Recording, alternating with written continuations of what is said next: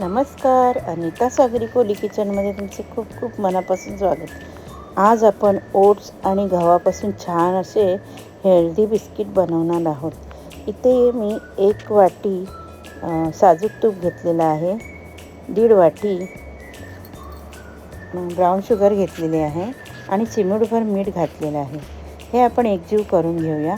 जिथपर्यंत हे batter melt होत नाही, तिथपर्यंत क्रीमी टेक्स्चरमध्ये येत नाही, तिथपर्यंत आपण हे फेटून घ्यायचं. अशा प्रकारे चांगले असे फेटून घेऊया. आता त्यामध्ये 1 कप ओट्स घालूया, 1 कप गव्हाचे पीठ,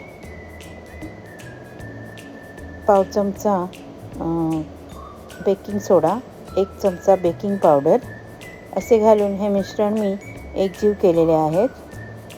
हे सगळे एकत्र करून घ्या. त्यामध्ये वेलची पावडर 1 चमचा आणि आवडीनुसार आम्ही सगळे ड्रायफ्रूट्स घातलेले आहेत.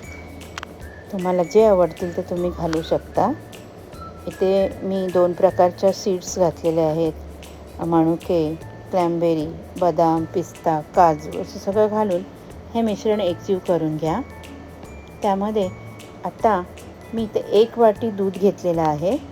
मी हळूहळू चमच्याच्या साहाय्याने थोडे थोडे दूध घालून हे मिश्रण एकजीव करून घेणार आहे. तुम्ही माझ्या रेसिपी कुठून पाहता? तुम्हाला माझ्या रेसिपी आवडतात की नाही?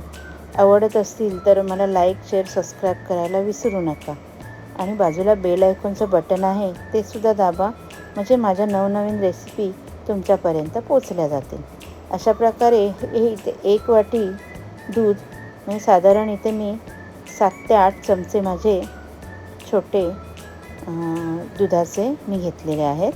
10 मिनटं आपण बाजूला रेस्ट करायला ठेवूया. आता हे बिस्किटं वळायला घेऊया. मी बाजूला गॅसवरती आज मी ही बिस्किटं बनवून दाखवणार आहे. गॅसवरती टोप गरम करायला ठेवलेला आहे. अशा प्रकारे हे आपली सगळी बिस्किटं आपण बनवून बेक करायला घेऊया. हे बिस्किटं लहान मुलांना, आपण इथे साखर न घालता ब्राऊन शुगर घातलेले आहे, तुम्ही गूळसुद्धा घालू शकता. अशा प्रकारे बघा आपली बिस्किटं तयार झालेली आहेत. ते आता आपण आपला टोप चांगलं गरम झालेलं आहे. सुरुवातीला थोडा फास्ट होता गॅस, आता मी मंद गॅसवर 25 ते 30 मिनटासाठी ही बिस्किटं बेक करायला ठेवलेली आहेत. इथे आता मी थोडं झाकण उघडून बघते आपली बिस्किटं कितपत होत आलेली आहेत. आता इथे राहिलेल्या बॅटरचे आपण छान असे बदामाच्या आकाराचे, हार्टशेपच्या आकाराचे आपण हे कट करून घेऊया. छान हेल्दी सकाळच्या चहासाठी किंवा टिफिनसाठी हेल्दी अशी ही बिस्किटं आहेत. तुम्ही नक्की करून बघा, खूप छान होतात. खायला पण तितकीच रुचकर लागतात. बाहेरची बिस्किटं आणून खाण्यापेक्षा ही घरगुती करून मुलांना खाऊ घाला.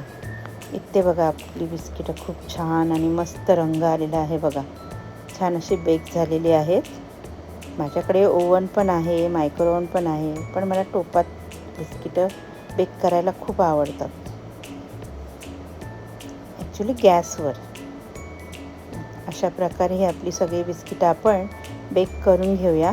हवाबंद डब्यात तुम्ही ही बिस्किटं स्टोअर करून ठेवू शकता.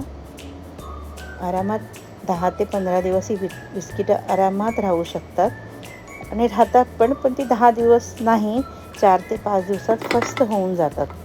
मुलांना एवढी आवडतात की ती सतत बिस्किटं मागत असतात. त्याच्यामुळे ही हेल्दी बिस्किटं तुम्ही बनवून बघा, खा आणि मला कमेंटमध्ये कशी झाली ती सांगा.